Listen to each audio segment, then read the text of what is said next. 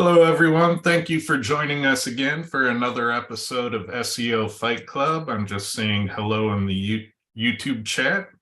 Remember to ask questions. Today we have a presentation for the first half of the show. We have a guest who is going to talk to us about Google updates and recovering from them and show some data. And so this is going to be a lot of fun. So, Clint, do you have any thoughts about today's topic before we get the ball rolling? Well, it's news to me, but I know Marie, and I know she provides great information. So I'm looking forward to seeing what she's got. And Carolyn, we'll make you a guest host today because Lee is at a conference. What are your thoughts on today's topic? I am super excited. I know I got a potential diagnostic out of it, so I'm really glad she agreed to share more. Will you be able to share that story later? Well, I think Marie might. Okay. All right. Well, with that, we'll get through a small amount of boilerplate today. Marie, what's this SEO algo secrets slide?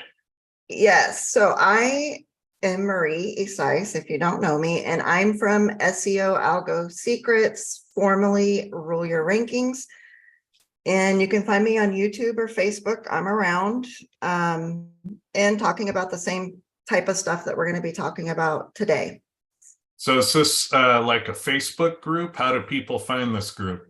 Yes, so SEO Algo Secrets is a Facebook group. I think we're over 6,000 members at the moment, and we talk a lot about on-page and just the topics that some of the other groups don't like to talk about. And we talk about recovering from, updates and those types of things and what you can do on your site to help yourself recover or even just rank better.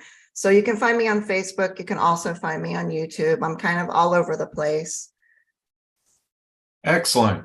All right, Clint, anything to announce from SEO this week? Oh, just a good shows, a lot of Q&A. So keep awesome. All right, keep it going, people. SEO this week still needs your love. If you haven't checked it out yet, be sure to check it out. When you search for it in YouTube, it'll show up as Digital Ear. Don't be psyched out. Just find the show and watch it. It's awesome. All right, I'll let you take over. All right, so Google announced the Google Core update of March 2023 has completed the rollout. And do we know what completed means yet? Or no, I know, right? So that's what I wanted to talk about. So Google makes the big announcement that the rollout has been completed, but we're still seeing a lot with the websites that I watch and monitor. There's still a lot of activity going on. And that's kind of what I wanted to focus on today. So Google announces that it's over, or the rollout is over, whatever that means. And then people will start to, panic because they will still see their site doing maybe with really bad traffic or bad rankings, but because they've heard the rollout has been completed, they assume their site at that moment should pop back to where it was, or they assume they've been hit by the Google Core update. So, and that's what I wanted to draw everyone's attention today, that because they've announced the rollout is completed, it doesn't necessarily mean your site will just bounce back to what it was before you saw the negative effect that the core update had on your site. Interesting. So what does that mean for your site? So I recover websites from a lot of the algo updates, the various ones, many of them. And I wanted to talk about what does it mean for your site. So they have announced that it's over. And then I'm going to show you data that I have from sites that I'm currently monitoring. Some of the sites I've worked on, some of them I haven't worked on, and we're just kind of monitoring them through the core updates so that everyone else can see what it looks like and then what it means once Google makes the announcement.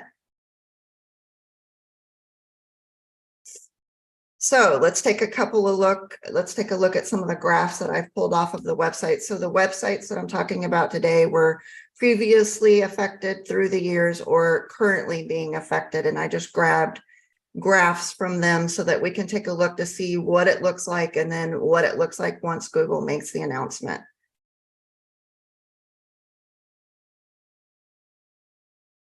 So this is the first one. So this was a core update in 2022.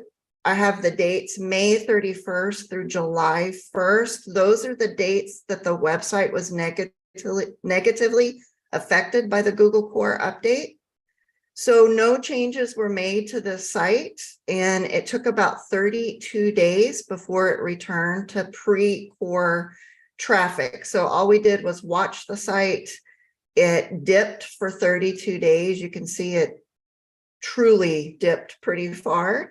And then it stayed that way for 32 days. The red arrow is when Google announced that the rollout had been completed. So Google made the big announcement that the rollout had been completed. And then you can see for about 2 more weeks, the site was still negatively affected with the traffic and the rankings. Yeah, and I just had a website do this exact thing and with this latest round. So this is like a reoccurring pattern with core updates. Yeah. Yeah, we've seen it many times on a lot of the sites, and I'm bringing it to everyone's attention because this site again had no changes made, but yet it did pop back to where it was. So, but it did take 32 days. And it took 2 weeks after Google announced the rollout had been completed. So yeah. I don't, when Google announces the rollout's completed, like you said, what does that actually mean? We're still trying to learn what that actually means, but it doesn't mean your site is just going to bounce back.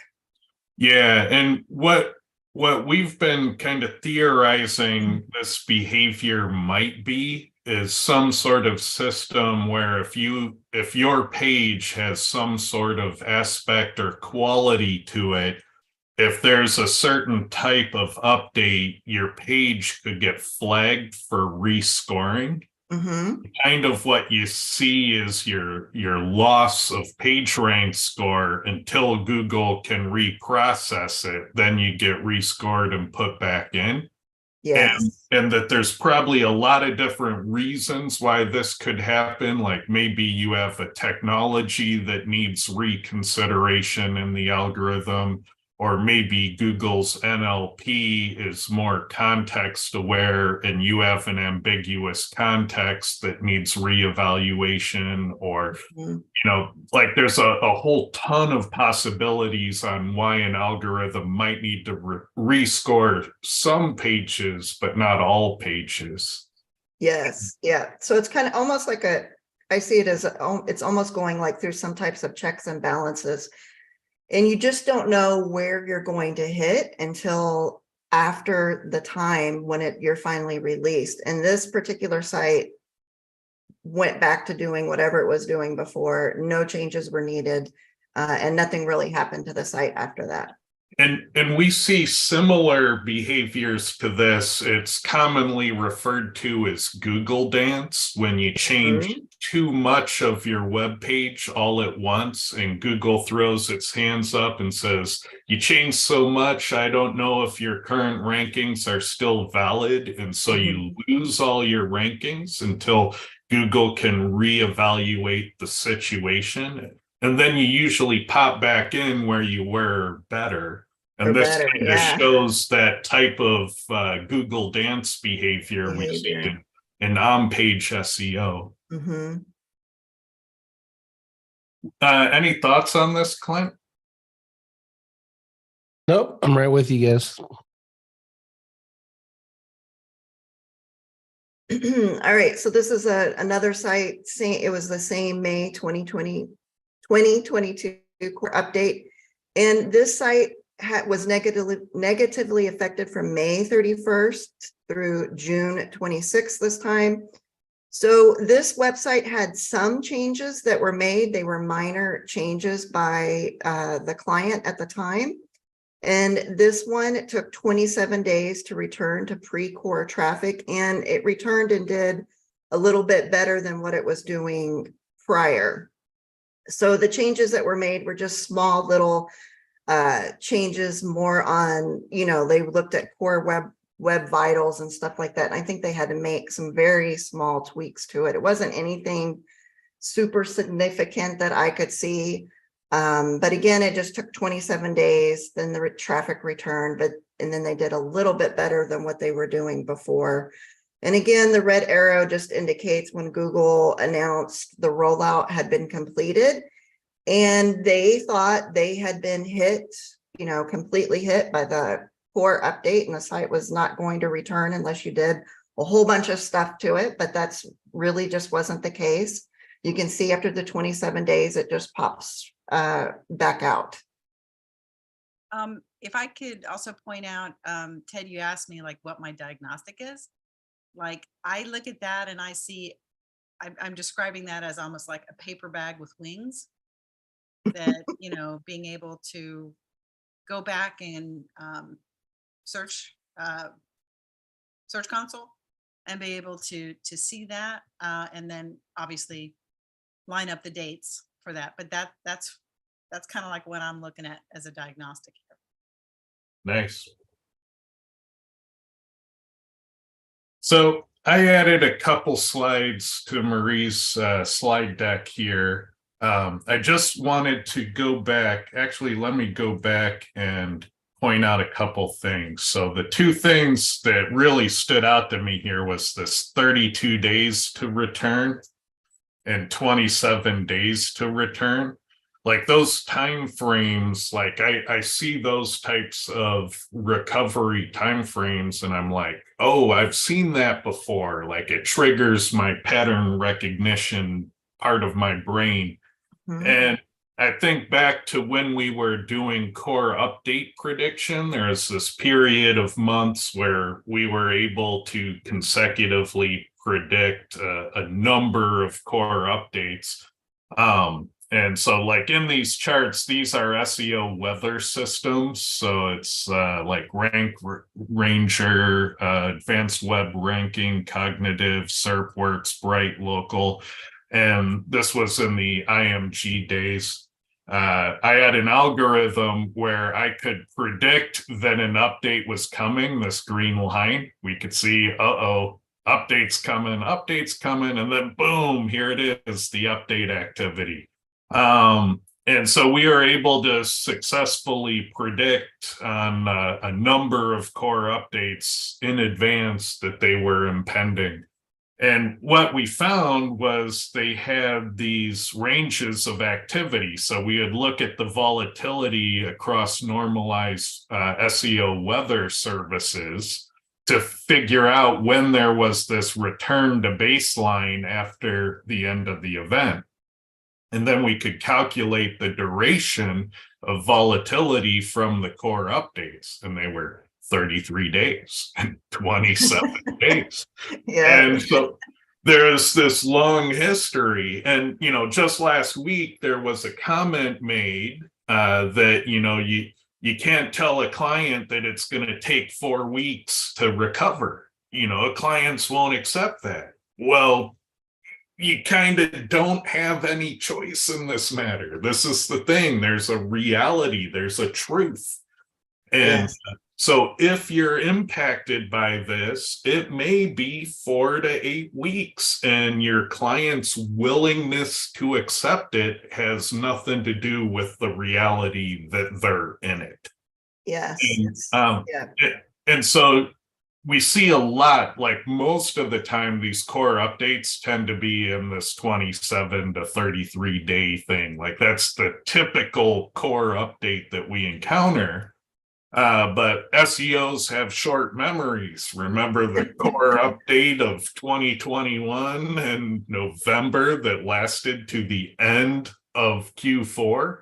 And so you got out of it on Christmas Day. Yep. That sucker was 53 days long. And you had no choice. If you were caught up in that event, you had no choice. It just sucked to be you.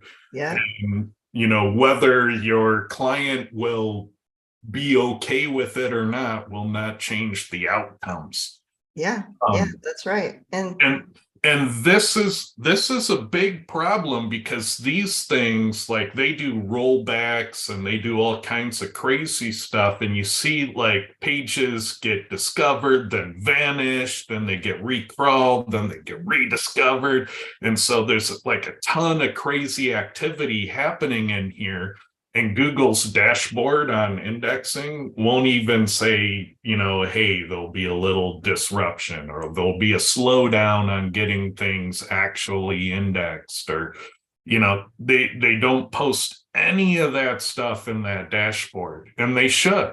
And like with this most recent one, all they're doing is they're saying they have a core update and it affects rankings, but they don't let you know that there's a disruption or a slowdown to getting things processed properly.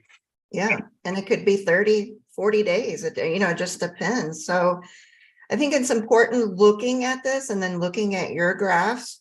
It's important that we diversify. If all of your money is coming from Google, you're going to have a problem if you're caught up in this. If you're caught up for 50 days, 30 days, 20 days, those are days with very little revenue. I think you need to start preparing for it. You can be the best SEO in the world and not be able to pull your site out of this for 53 days. That is the reality of the situation. Yeah, because, you know, there's 3 parties in an SEO contract. There is the SEO, there is the client, and there is Google. That's right. And, you know, you can't forget that every SEO contract has 3 participants. And technically 4 if you include the competition, because the competition might not accept your SEO either. Especially if you're going up against Clint, he's not going to accept your answer. And I've seen that. I've made that mistake before, at looking at a business in Olympia, thinking it has to be easier than ranking a business in Seattle, and then learning that Clint used to live there and you're screwed. and that happens, you know. But yeah, with the Google stuff, you don't get to decide, you know, you don't get to say that. And if you're an SEO out there saying, well, I'm not going to tell my clients when they get hit by an update that it's going to take them at least 4 weeks to get out, you might as well advertise, you should do business with me because my core updates only last a week when Right, everyone else's last right. longer. And you're also dialing up the stress on your own timelines, because if I look at it and see that, we're in it for 30 days, I know how to make my promises and my timelines. But if you're going to not tell the truth and say, hey, let me do everything I can and I can get you out of it, you're just dialing up your own stress with that client. Yeah, and this doesn't pause all work like everybody thinks. No, It pauses no. all work. You work on new pages, you target new keywords, you make new content. There are things you can do that are not impacted by this update that Right. will yield benefits down the road, and you focus on those until the earthquake is over. Yes. Yeah. There's a lot of things that you can still do, still work on moving forward. It doesn't mean you get to go to the Bahamas and, sit around for a couple of weeks. But I do think the more knowledge that you can give your client that's going through this situation, I deal with a lot of recovery work, and I can tell you the clients are very, they are stressed out. They have seen their revenues completely dip. They don't know if they're going to get it back or not. And they are living on the edge at this point. So the more information and knowledge that I can give them helps calm them down so that I can actually do my job. Yeah, and we have to do measurements like this, and we have to come together as an industry and police it ourselves, because we can't trust Google to announce that they're having issues. They're not trustworthy in that way. Yeah, They won't say, hey, we have a big core update and it's kind of going sideways on us, so it's going to last 53 days to get it fixed up. They will never make that announcement. yeah, And SEOs get fired because of this stuff, and it's Google's fault. It's not bad work from the SEO. It's Google hiding their problems under the rug and letting SEOs get fired for them.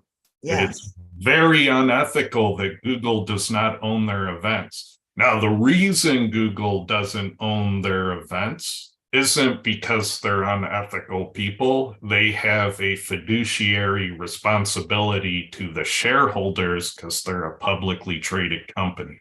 So it's a lawful conflict of interest for them to be honest. yeah. They have a business to run, period.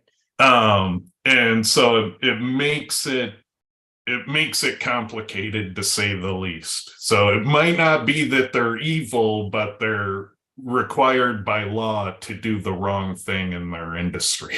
Yes. How messed up is that? Yeah. So this is I did on a site that from May 31st to June 30th, you can see we're in that period that we've been talking about. And the red arrow is when Google announced the update was over. So we still had a period of fluctuation, but then you can see this site actually didn't have any work done on it, and we were just watching it to see. And after that period, you can see we start to step down further, and then it's almost like we're flatlining, or the heartbeat is leaving. You can see it just completely dies at that point. And that's when you know you're in trouble, or your site is in trouble. You've passed the period of the fluctuating, kind of going up and down, and you're just completely, there's nothing left. There's nothing there. No traffic, no rankings. This is how you chart a horror story. Yeah, this is a nightmare. This is what it looks like. So this is when you know you're past the fluctuating period. The site was caught up. It's not going to return unless you work on the site and remove some of the triggers that caused it.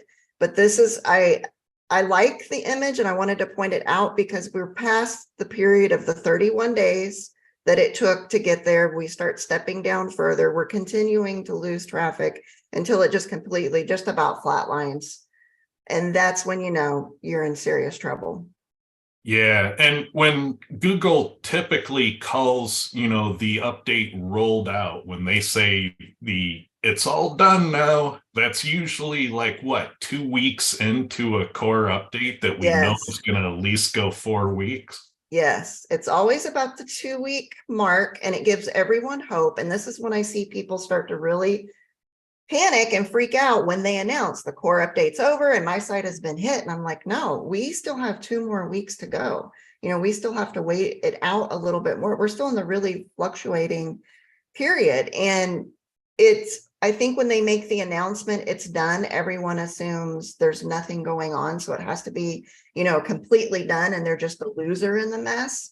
But really, if you take a look at it, we're still hitting the 27 to 33 days, whatever it is, we're still hitting that. And you can visually see it once you leave that period, what it looks like. So I think it's important to start looking at these things and get the message out, because you're right. SEOs are getting fired over this, not stating their timelines correctly, or maybe they don't know. It's going to be 30, 40, 50 days. So I think it's important we start talking about this, because, they may have done a whole lot of work for the last 3 weeks and not realized what period of the core update they were in when they were trying to do all of the work, and it messes up your timelines. You're not sure exactly of what you're telling the client at that point. So I think the more knowledge we have on the updates, the better able we are to do our job and also communicate with the client. Yeah, absolutely. And are you sharing information like this regularly in your group? Is this something you regularly cover? Yes, so actually, this is the first year I started covering this, and I am sharing it regularly in my group. This is the year that I started to notice the patterns with the sites that it so happens that I have a lot of recovery sites that I'm working on, and I was able to chart site after site after site. And I actually called Carolyn one day saying, hey, you got to look at this. It's not quite what we always thought it was or what we have going on. And she started overlaying her data, and we started talking about it, and we realized the messaging behind it needed to really get out there. So I have been talking a lot more about it and sharing it, because I think knowledge is power for all of us. And the more we talk about these things and try to normalize, the 30, 40, even 50 days, it's okay to say, hey, we've got 40 days that it's going to be really rocky. And in fact, I'm telling my clients that too. In fact, they'll ask me, what are we, where are we on the count of the days? Where are we, and when are we going to see something? They're looking for hope. When are we going to see the hope? And I'm like, hey, we've got one more week, and then we'll start to see some type of movement. It's going to be good or it's going to be bad, but we're going to see it. So Yeah, and these patterns, I'm gonna zip back for a moment here. Mhm. These patterns, I mean, we have data on these durations going back to 2020. So this isn't Yes. new. These are like long-standing patterns of Yes.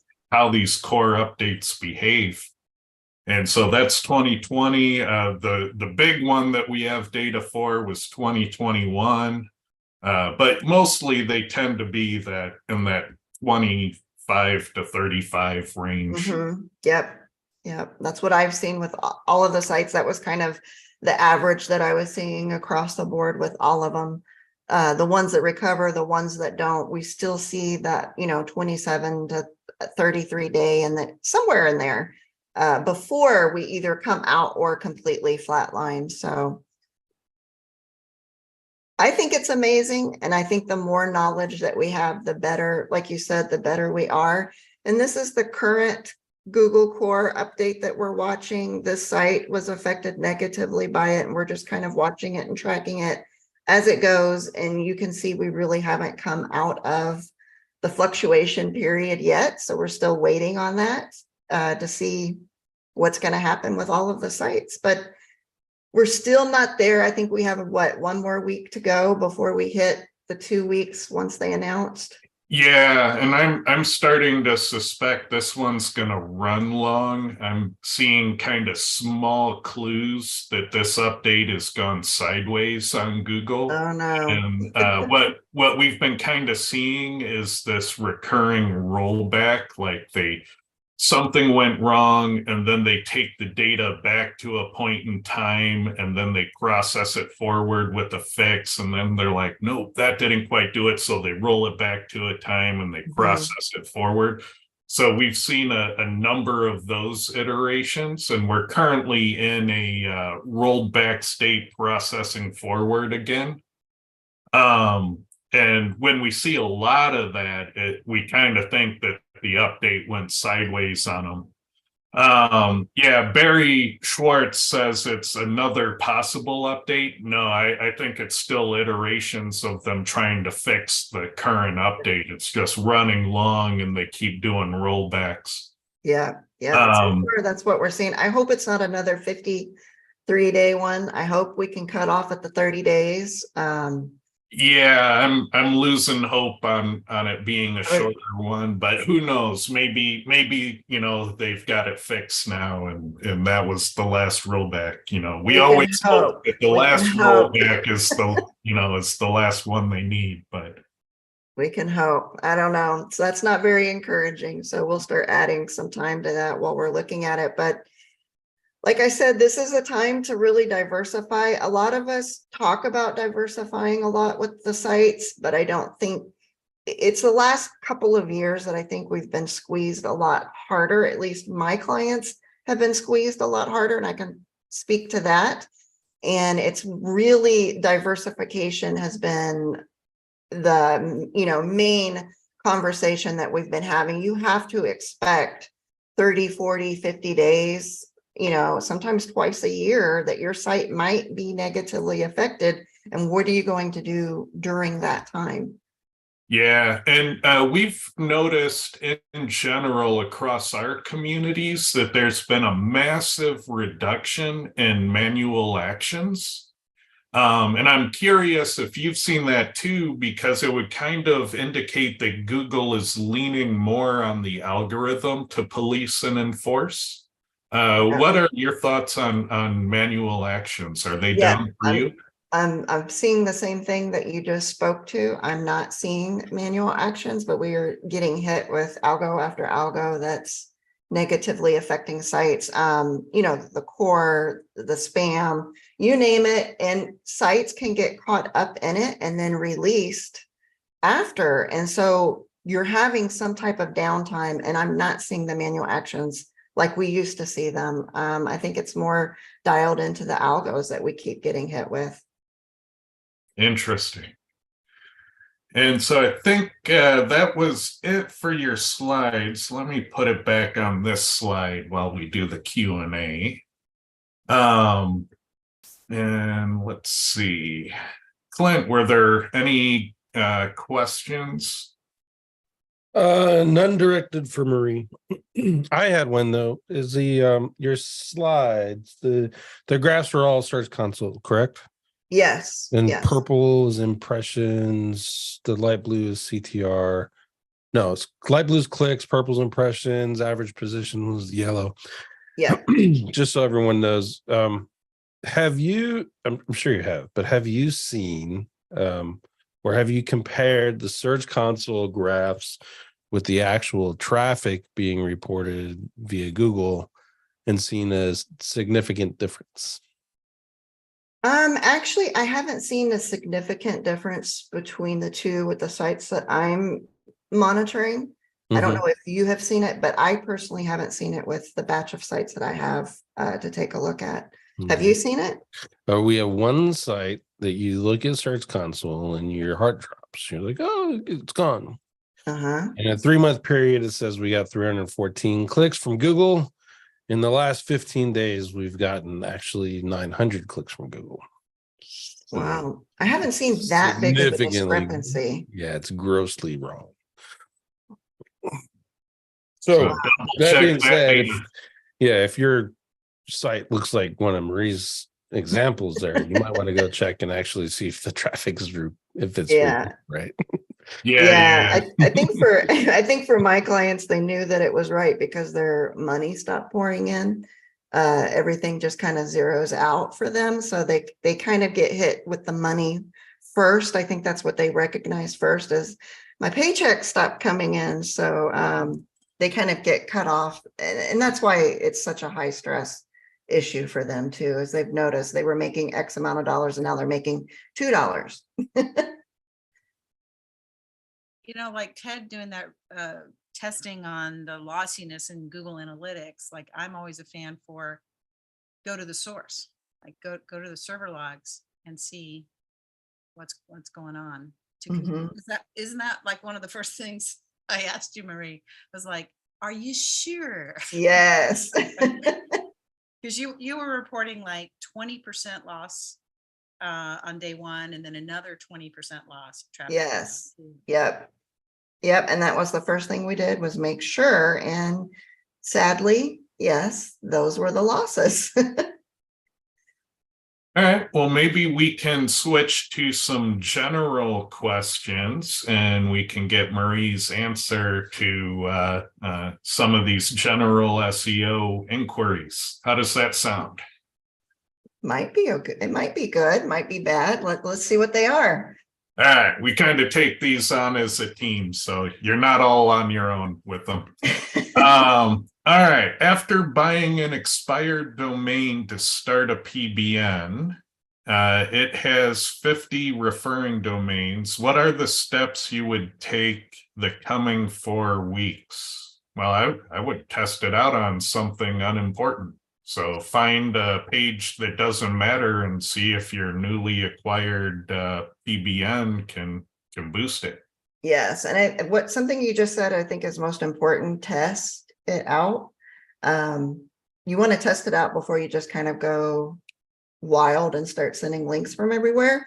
So test it out first with something that you don't like or it's not important to rank, and see how it goes, and then wait a period of time before you give the all green or the all red light. But testing is important. What do you think, Clint?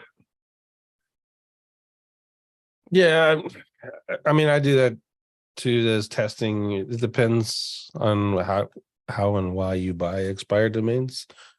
If I'm just buying them for the backlinks, I'll just redirect straight to websites. And just for soft 404s is needed, but yeah, testing is a good idea too. So there's a question about the Chat GPT tool in Quora. It's really a place for me to tinker and experiment, trying to leverage Quora data with AI. So there's not a lot there for you. It's more for me to try to connect dots with.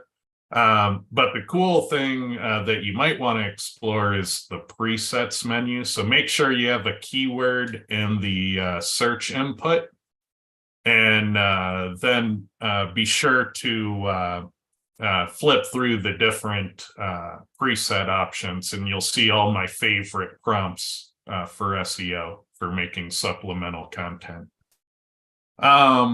Moving on from that one, how old can an expired domain be before it stops sending link juice? I've never heard of such a quality. Typically, people view the more aged a domain is, the better it is, but it's more nuanced than that, because we know that the whois create date is a BS number and doesn't do anything for the value of the domain.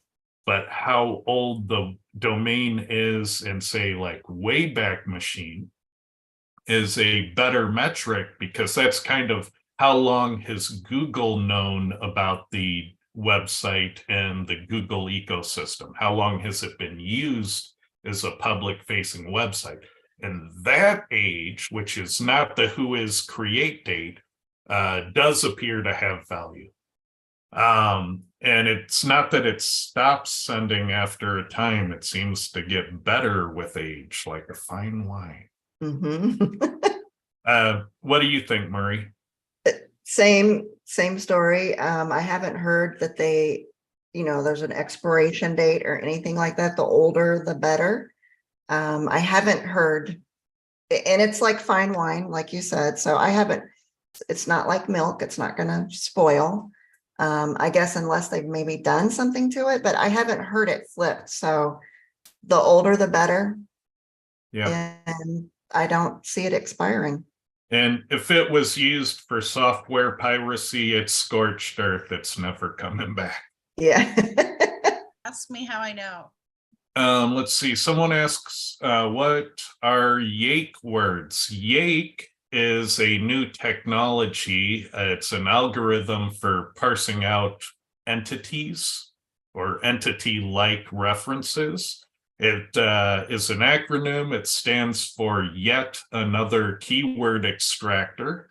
The amazing thing about the Yake algorithm is that it's extremely lightweight. It is very cost effective to use it to find entities in a source document. So I have coded it into Quora, and it does an amazing job. I'm very impressed with Yake. Treat it like it's entities. Any thoughts on entities, Murray? Really? Just you had more information than I did. Make sure they're relevant. I think I know a lot of people that I talk to get it confused with just having a lot of entities or just the entities that are more relevant. And I think people get into a competition and say, well, I have 100 entities, I should do really well. But, maybe only half of them are actually relevant to the topic. You are totally correct. If you, the listener, are out there taking the entire list of entities and pasting it into your page, you are making a terrible mistake. Yes, Uh, it's gonna go the opposite direction for you. Yeah, yeah. If Lee was here, he would give you the apple pie example. He would say that a page that mentions apple pie is different from a page that is about apple pie. And that difference is in the entities. The page that's about apple pie will mention crust and pie pan and cook time and temperature, Yeah. and cinnamon and sugar. And they collections of entities form topical relevance. And so you need to be super selective because the off-topic entities can similarly cause harm. And that's why you don't want to copy the whole list. You want to always pick them thinking of that apple pie example, but for your target keyword. Yeah, exactly. Exactly. Let's see. If you had a YouTube channel for your ecom brand, how would you use it to maximize its positive effect on your site? Well, the first thing we've noticed with YouTube is that it goes in and out of these phases where it behaves like an indexing tool. So if you are having trouble getting new products indexed, that maybe part of the year it can be leveraged as an indexer.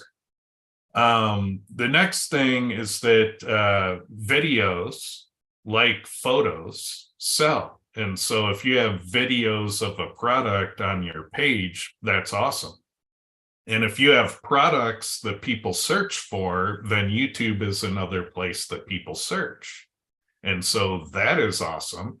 And if you need extra widgets to upsell, a carousel of product videos would be an amazing upselling widget down at the bottom of the page. And it's another way to cross-link your pages and to deliver referring domains. And geez, I think there's a ton of ways you could use video in an e-com store and cross-link YouTube. What do you think, Marie? Yep, I think you're right on with everything that you said, but I'd also like to direct them into not only visualizing how YouTube can help your site, but how can you launch your brand on YouTube as well to bring in just as much traffic as Google and start looking at it as, yes, I'm helping my site do well, but how are you also bringing in money with YouTube? Because YouTube is a huge platform.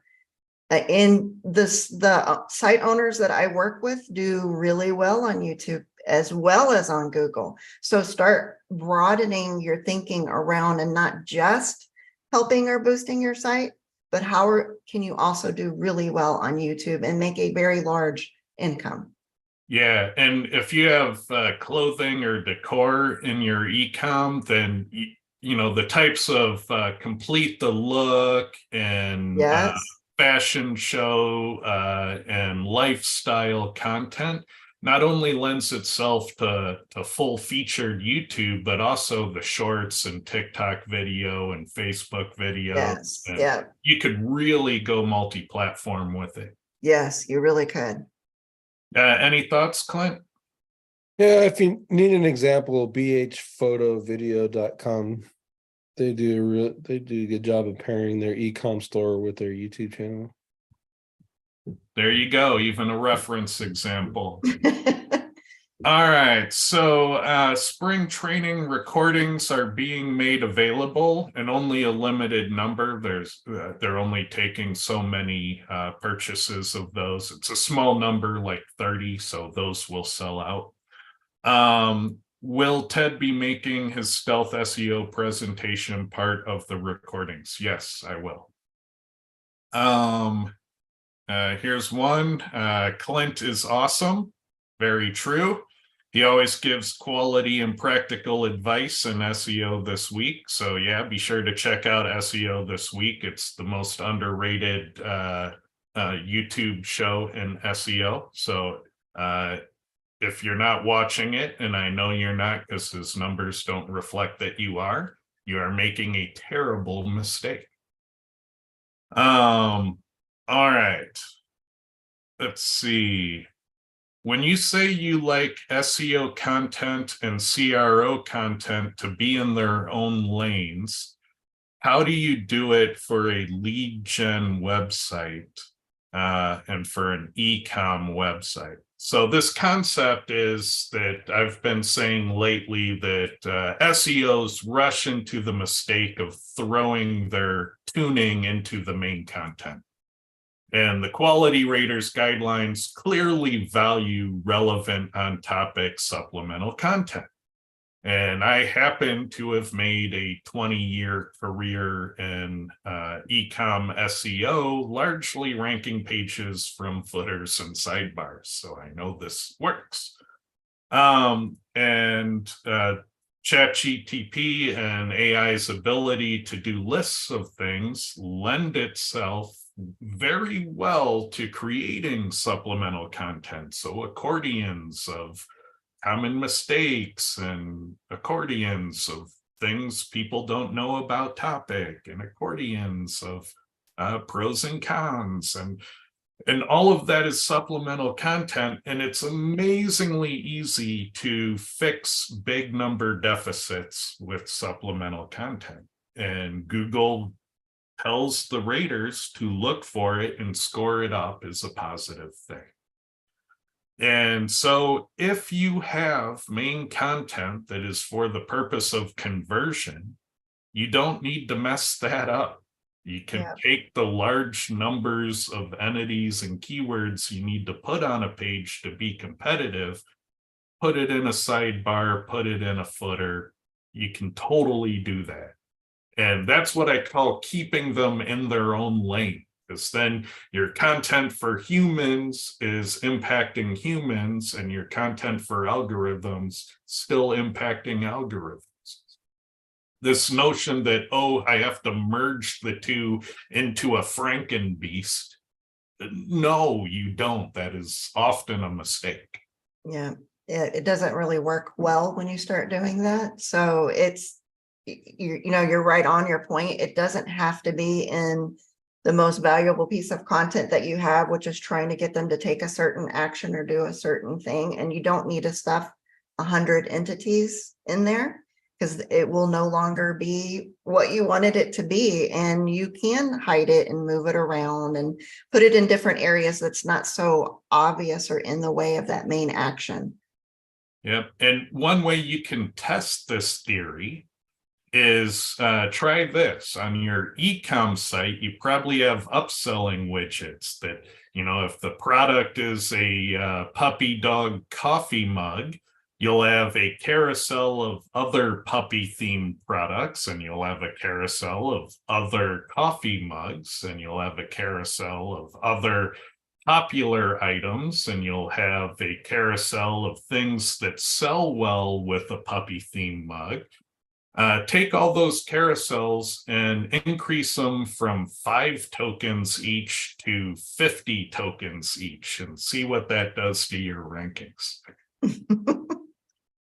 All right, let's see. Every day is update day for Barry Schwartz. Yeah, he's a little off the rails on that, and they all merge into, Omega update. Let's see. We have some client blog posts that are ranking strong, but there is a dupe H1 tag at the WordPress site theme level with blog in it. Here's the thing. Google doesn't care about duplicate or multiple H1s. Bing does. So if it's a US or Canadian business, you probably want to fix it. The ADA does, so disability lawsuits can happen if you're a worthy target of them. So if it's a business with something to lose that might be sued, just note that screen readers for the blind have a hard time when you have multiple H1s. But other than that, I don't think there's a technical SEO issue with it in the context of Google. So you might want to fix it, just edit the theme or hire a theme developer to edit the theme. But just note that depending upon how you fix it, if you update the theme, it might come back. So just be wary of that common problem. What do you think, Marie? I would have the same advice. And I think in the question, they said that it was doing well, or they're ranking well. They mentioned that. Yeah, they're ranking strong. They're wondering if removing Okay. it would affect it. It could affect it if there are keywords in it. If there are no keywords in it, then it's probably not going to do anything. Yeah. Let's see, should we leave it? It's kind of up to you. You be the judge of the risks and rewards. If it were me, I'd do it because I see a problem, I fix a problem, because I know that lots of little things can add up in the end. So I tend to not let little things persist. Hey, Clint. What does G code and M code for service schema mean? Sorry if this is a dumb question. No, that's a good question. It's the machine identifier or the graph identifier numbers that come out of Google's NLP and knowledge graph APIs. Typically, everyone's been teaching to use those for map stuff, but you can use those for entities as well. And is there a cool technique involving those, or do you not want to talk about it?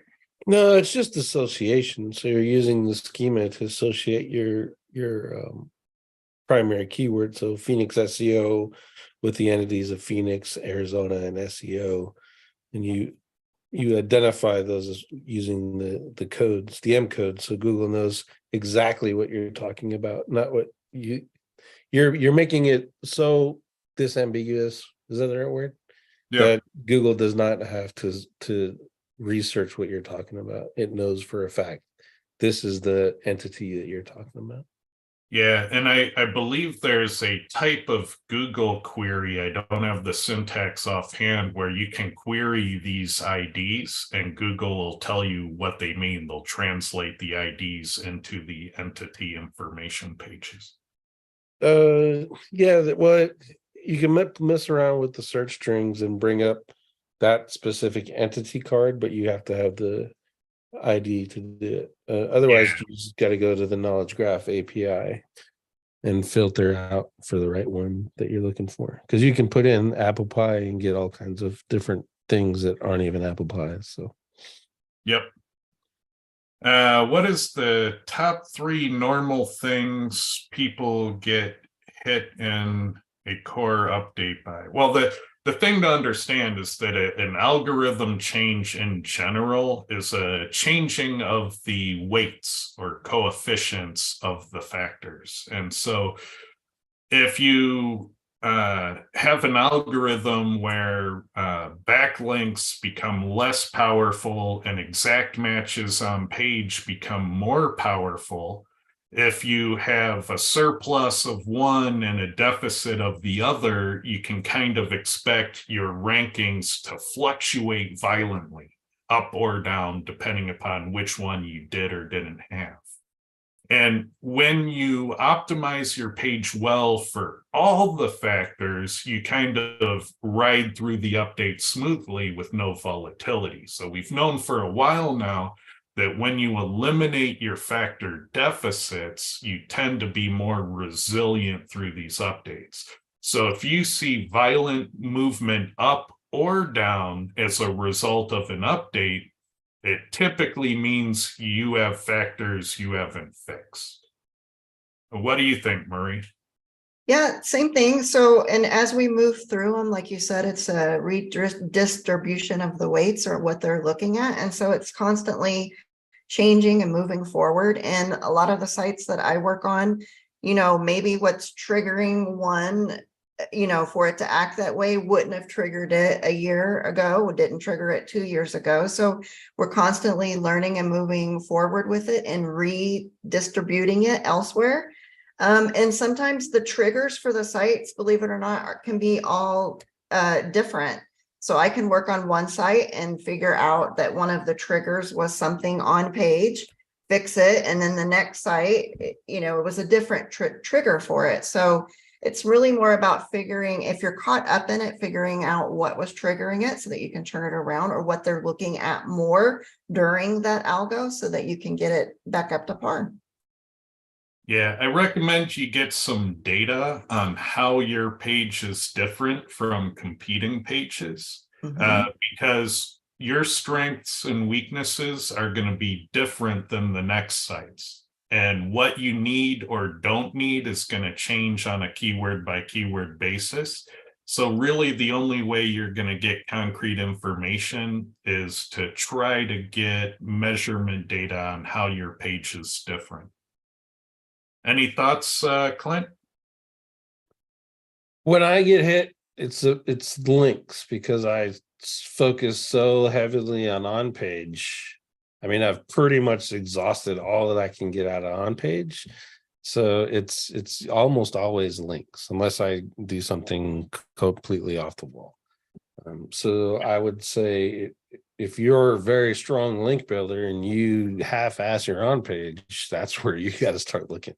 Yeah. And it's the other way around if you're good at link building, if you're good at on page and not at link building. So figure out what your strengths are, and then go look at your weaknesses. And if you got a drop, it's probably your weakness.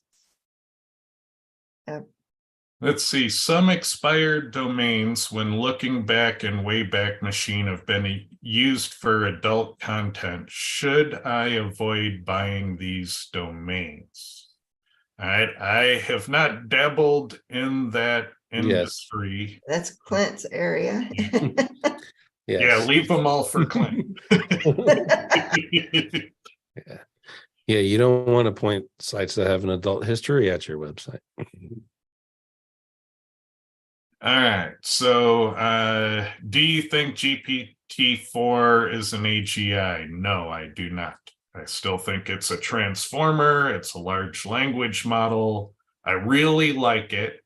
The way it's impacted my work and negatively impacted Google are thus. I used to search Google for how to code certain types of things, and I would primarily be looking for a Stack Overflow page.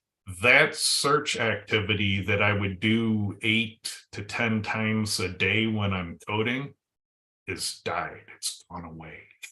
ChatGPT is just so much better for that workflow that it has killed that kind of search for me in Google.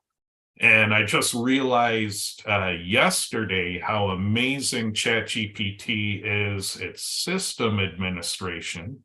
So now when I need to know how to configure a Linux firewall to allow the web server to respond, that search doesn't go to Google anymore, because ChatGPT is so awesome at walking me through it. And the more and more ChatGPT becomes awesome at helping people with these types of problems, the less and less people are going to turn to Google to find answers for those problems. And so for someone like me who's a techie, my Google search usage is down like 70% at least. For an average user, probably not the case yet, but it's probably enough difference out in the marketplace that Google is losing their mind. Yeah. What do you think, Marie? I'm seeing the same thing. I'm not a techie like you are, but I do. My son is, and he's using ChatGPT to code and do all kinds of things. He normally would have spent, like you said, on Stack Overflow and some of the other places. So I think, what's alarming to me though is that the queries are going down, the traffic is going down for those particular sites, and I know it's just going to, it's gonna affect more and more as it develops and goes, which is another reason we really need to really think about diversifying and stop depending everything on Google. That the landscape is changing. In many ways, we are changing, and we really have to start diversifying, or we're going to be in trouble. Yep. What do you think, Clint?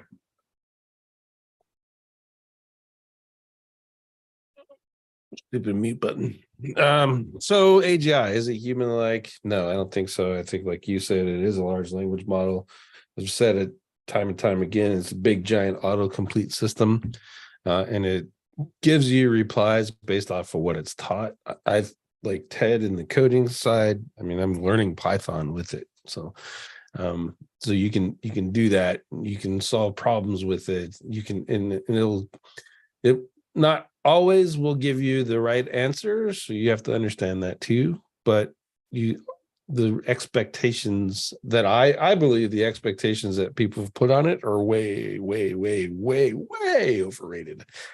So like Google Bard, for example, it's going to come out, it's going to be awesome. You scan the whole internet and they have that whole thing, and it dropped like a big fat turd right in their lap. You know what I mean? So that's kind of where I think OpenAI, the only reason they have the advantage is because we got to play with it for all these years in advance before ChatGPT came out, and then they built on it and made a better model. Got ChatGPT 3.5, built on it, made a little better model with 4 based off of what users were doing with 3.5. So I think that's where it's going to go. I'm not going to take over the world. Get off of the clowns on Twitter of how awful it is, and oh, look, I trick it, it's so stupid. It's an autocomplete system, and it's based off of what it's been taught. It's not, and if it hasn't been taught it, it's going to invent it. It's just the way it is. So let's see, there are 2 questions left. We'll make them our last 2. The first one I'm going to do is, how would you approach optimizing an extremely minimal content but very rich e-commerce image website?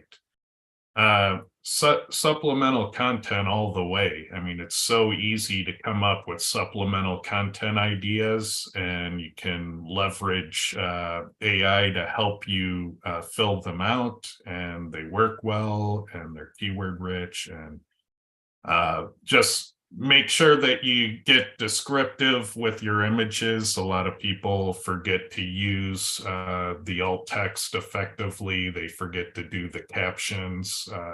You can make use of specific HTML tags for listing details about product photography, and those are collapsible HTML, super easy to code. There's a lot of things you can do there that would be super easy. Any thoughts, Marie? Yeah, didn't you have a story, Ted, about you were ranking? I know you said you did a lot of work in ecom and you were doing a lot with just navigation and footers, and you were doing really well. Yeah. But part of that equation was I was leveraging authority sites to use SEO promotionally, and not everybody can do that. Okay. So there are things that I did in my past that everyone can do, and there are things I did in my past that only people with a page rank 8 can do. Okay. You have to separate those. Yeah. But yeah, I would think in terms of supplemental content, and I think you'll find lots of super easy ideas to rank those pages that'll be relevant, and it'll just make short work. Yeah, and you mentioned alt tags, and I mean, there's millions of places to put this stuff so that you can't see it. I've had to rank photography websites where they hated words. They were like, I hate words. I only want to see my beautiful images. And so we had to use supplemental content. We used alt tags. We used different areas like that where they couldn't see the words, it was just their beautiful images. And the site did really well, ranks beautifully. You just have to think a little bit more outside the box. Yeah, and for a reference example, if you want an extreme reference example, use the keyword games. And I believe number 3 is a website called crazygames.com. Their webpage is visually nearly 100% images. Like, they have no visible text, tiny amounts. And they managed to use their exact match keyword almost 3,000 times in the source. So if they can Nice. find a way to visually have no text and use their exact match 3,000 times, Yep. I think you can find a way to use supplemental content to get a couple hundred mentions. Yes. So do 5% of what they did. All right, this last one is really in Clint's ballpark. The question is, can you compete for competitive keywords by only pointing backlinks through silo structure to the money page? We'll let Marie answer first before we get the Clint answer. Pressure's on. All right, so we have done techniques like that for clients where we were dripping most of the backlinks through the silo. Because you can send a certain amount of links to the homepage, and the effectiveness of it will wear off or not do as well. So by placing the backlinks throughout the silo, you get more leverage. So that's why we did it. It works well. I haven't had issues with it, but I know Clint has probably done it a whole lot more. All right, Clint, what do you think? The concept, I taught it the first time I spoke at SEO spring training, is essentially having a kill page. So you can do that with silos, or you can do that with individual pages. Let's pretend it's a local website. Your kill page is actually your locations page. So your locations page has a list of all your location pages on it, the cities we serve, think of something like that, and then the URLs linking to those. You send links to just that. Another way to do it is to use your tag pages. You send links to your tag pages, or you can send links to the bottom to your silo pages. Say you're doing geo pages, things to do in Phoenix, restaurants to go in Phoenix. Send links to those, and then it ranks the money page. That way, if you get in trouble, you just delete that whole silo, and then you've, air quotes, fixed the problem. Disavowed links, delete the silo, and you're done, and go on. The value of that is twofold. One, your silo pages actually, if you do your research right, will generate traffic for you. It's not going to be a whole lot. You're not going to take over the internet with it, but you're going to generate traffic and legitimize the site. And typically those are search results that are pretty easy to rank for.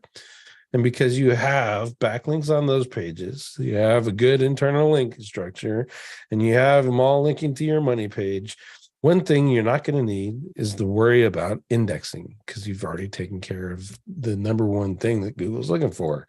Is anyone saying that your stuff is quality?